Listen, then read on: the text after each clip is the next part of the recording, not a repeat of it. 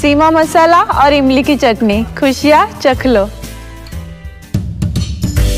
कहीं न कहीं उन मजलूम औरतें और जो जुल्म हो रहा है मणिपुर में तकरीबन 3 महीने से, उसके खिलाफ ये चिंगारी है। और आपका ये कदम कहीं न कहीं हिंदुस्तान भर में लोगों को हौसला देगा, ताकि उन मजलूम औरतें और मजलूम लोग, सिर्फ वहाँ पर वो एक वीडियो औरतों का यही एक वाकया नहीं है, सैकड़ों लोग वहाँ मारे जा रहे हैं।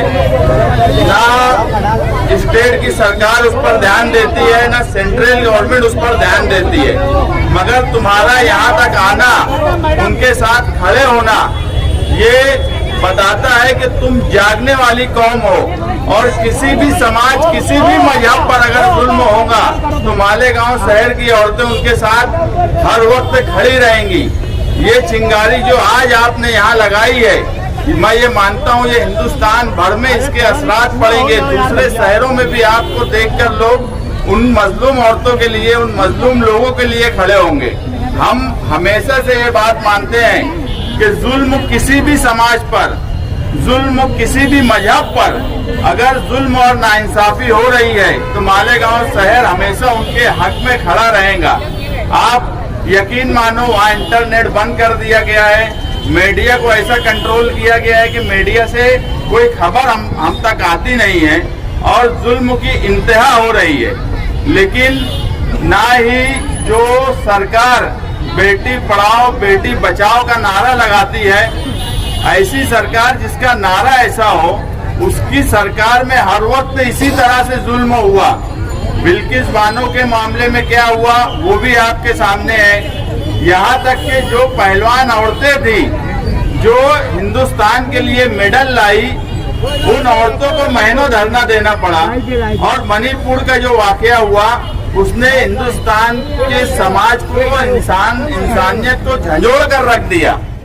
एहतजाजी मार्च, कैंडल मार्च मालेगांव शहर की खवातीन की तरफ से हिंदुस्तान में होने वाले मुजालिम के खिलाफ, जो आज करीब जल्दी वाकया पेश आया।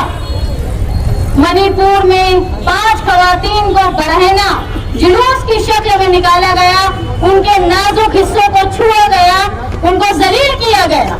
उसके खिलाफ बिल्किस बानो, जो एक खातून जिनके घर के फर्द पर 5 लोगों को मार दिया गया और उन्होंने अपने नवजायदा बच्चे की मौत देखी, बिल्किस बानो का हुआ जुल्म और जो जालिम कातिल जानी जेल में थे उनको आजादी के दिन हुकूमत ने रिहा किया। उसके खिलाफ वो मासूम आसमा, जिसको मुसलसल हफ्ता भर से ज्यादा लोगों ने कैद करके रखा, उसके साथ जिना किया, उसके नाजुक हिस्सों पर छोड़ दी, उसका हाथ काटा गया, हाथ तोड़ा गया, पैर तोड़ा गया, तब तक हुकूमत खामोश रही। वो रही है हुकूमत जो हिंदुस्तान कहता है कि ये मुल्क नहीं हमारी माँ है। मुल्क को तुम माँ का दर्जा देते हो, तुम गाय को माँ का दर्जा देते हो, तुम लड़ते हो अक़लियत से इस बात के लिए कि तुम वंदे मातरम नहीं बोलते। उसी देश में औरत की इज्जत, एक माँ की इज्जत, एक बेटी की इज्जत, एक बहन की इज्जत रोड पर नंगी कर दी जाती है और ये मुल्क का सरबराह चुप बैठता है। वो जो गौ कशी के खिलाफ फसाद करवा देता है, हजारों लोग पीट के सिर्फ इसलिए मार दिए जाते हैं कि कई गौ हत्या तो नहीं हुई थी। उस देश में जहाँ बेटी बचाओ बेटी पढ़ाओ की बात करते हो, वहाँ दलित की बेटी महफूज रही, वहाँ मुसलमान की बेटी महफूज रही, वहाँ ईसाई की बेटी महफूज रही, वहाँ बुद्ध की बेटी महफूज रही, और तुम बोलते हो तुम लड़ाई करते हो सिर्फ इसलिए तुम जुल्म औरतों को होने देना चाहते हो कि तुम्हारी एक बैंक ना फंस जाए।